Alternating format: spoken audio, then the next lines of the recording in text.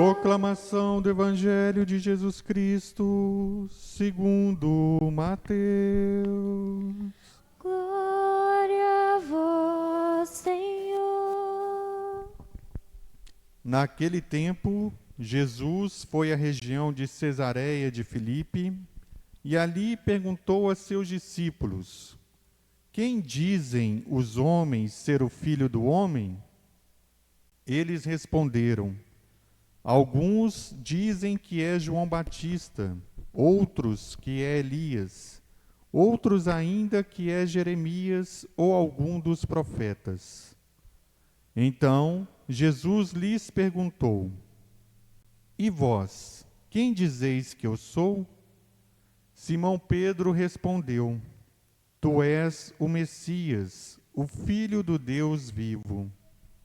Respondendo, Jesus lhe disse: Feliz és tu, Simão, filho de Jonas, porque não foi um ser humano que te revelou isso, mas o meu Pai que está no céu. Por isso eu te digo que tu és Pedro, e sobre esta pedra construirei a minha igreja, e o poder do inferno nunca poderá vencê-la. Eu te darei as chaves do reino dos céus. Tudo que tu ligares na terra será ligado nos céus. Tudo que tu desligares na terra será desligado nos céus. Jesus então ordenou aos discípulos que não dissessem a ninguém que ele era o Messias.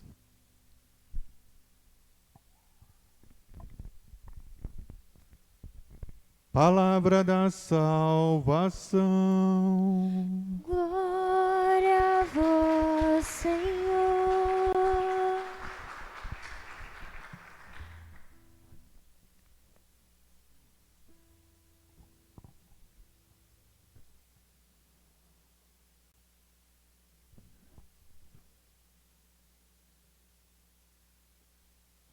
Irmãos e irmãs, hoje nós celebramos o 21º domingo do tempo comum, em intenção à vocação dos catequistas e dos leigos e leigas.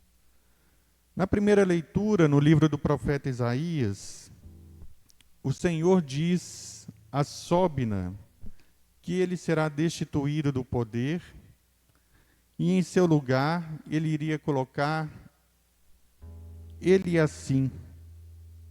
Ele iria vestir a túnica de Sóbina, colocar a faixa de Sóbina, pôr nas mãos de Eliacim a tua autoridade, e Eliacim seria um pai para os habitantes de Jerusalém e da casa de Judá. Por que que Deus fez isso? Porque Sóbina governava apenas para o interesse próprio dele. Fazia da sua opinião, das suas vontades, uma regra. E com isso ele era muito corrupto. E Deus destitui Sóbina e coloca Eliacim para governar o palácio, a casa de Davi. E aí ele fala, que ele irá abrir e ninguém poderá fechar, que ele fechará e ninguém poderá abrir. O que a gente pode tirar dessa leitura para nós? Governantes, autoridades, que costumam fazer da sua opinião uma regra, que costumam governar de acordo com seus interesses. E também nós, leigos e leigas, hoje é dia dos leigos, nós que estamos nas lideranças, não podemos fazer da nossa opinião uma regra, manipulando as pessoas, conduzindo as pessoas por um outro caminho, Nós, como orientadores, como coordenadores, como membros de pastorais e movimentos, nós também, assim como Eliacim, nós também temos que governar como um pai, né? Liderar a nossa pastoral em movimento como se fosse um pai. Um pai que tem autoridade, mas que quer orientar da melhor forma a condução dos trabalhos pastorais. Assim também como os governantes, né, deveriam governar como se fosse um pai para a nação. Governar com justiça, com lealdade, com fidelidade.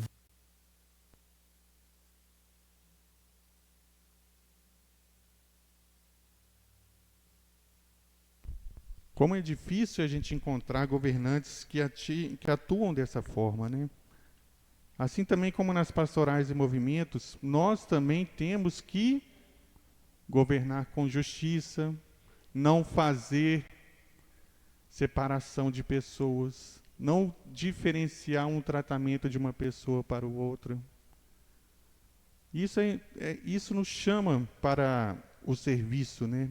Talvez a gente fala hoje sobre leigos e leigas e como a gente deve servir na vida da igreja. Como um governante deve servir para um país, para um povo. E a justiça e a fidelidade e o amor fazem parte dessa forma de liderar, dessa forma de governar. Na carta de São Paulo aos Romanos, Paulo fala sobre como é, talvez até incompreensível, compreender toda a autoridade de Deus.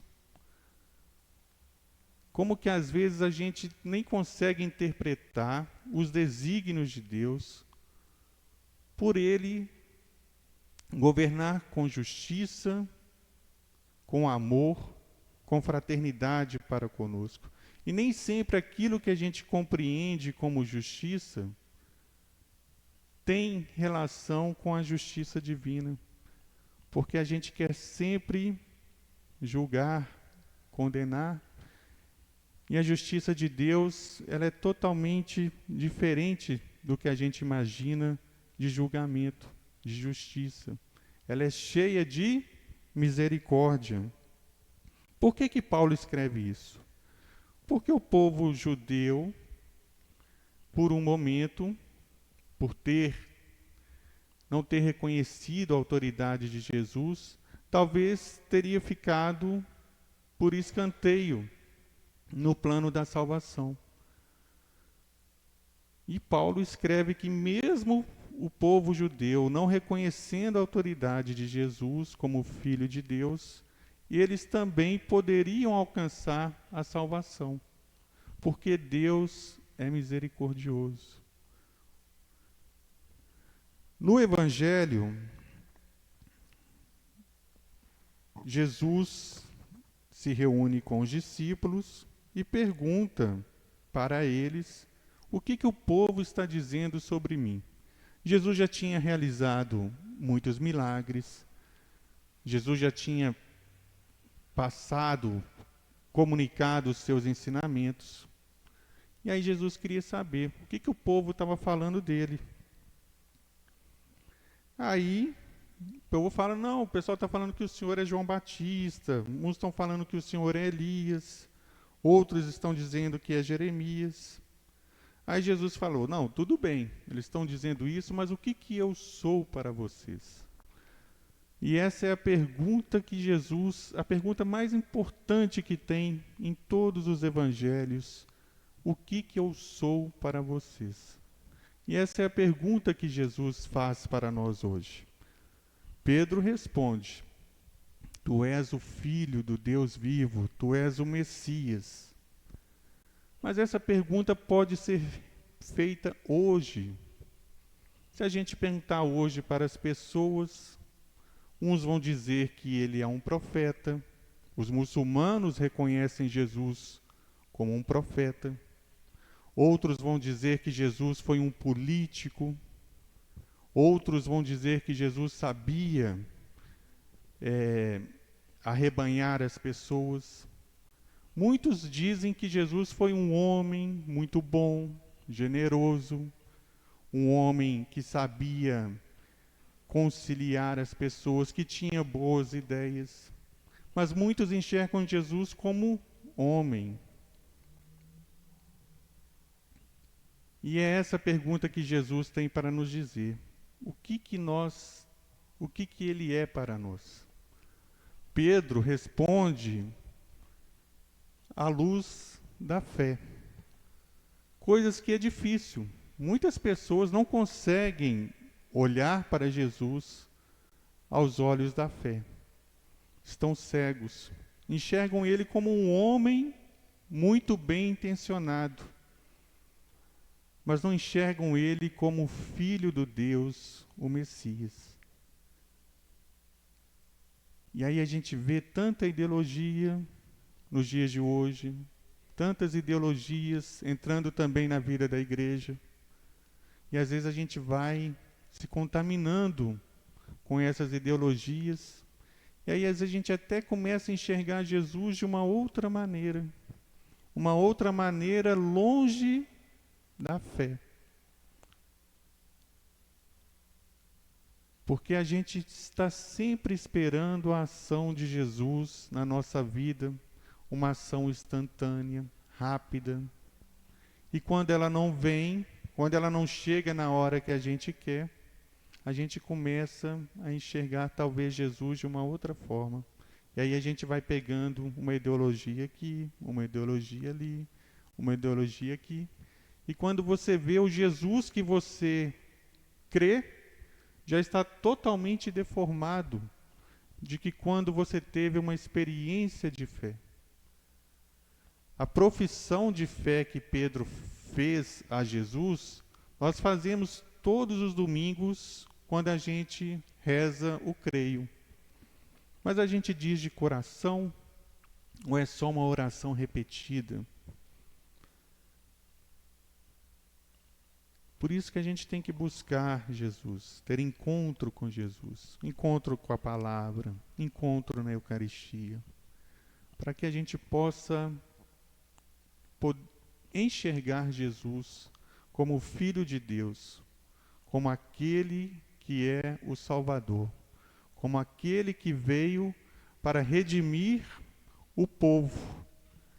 Quando Jesus fala que Pedro vai ter as chaves e o que ele ligar será ligado, e o que ele desligar será desligado, a gente vem sempre na minha cabeça a palavra religare, em latim, que significa religião. Quando Deus fala que Pedro, tu és Pedro e sobre esta pedra construirei a minha igreja, significa que a igreja católica está conectada com o céu. E o céu está conectado com a igreja. E tudo que a igreja interpretar será conforme a vontade do reino de Deus. Amém?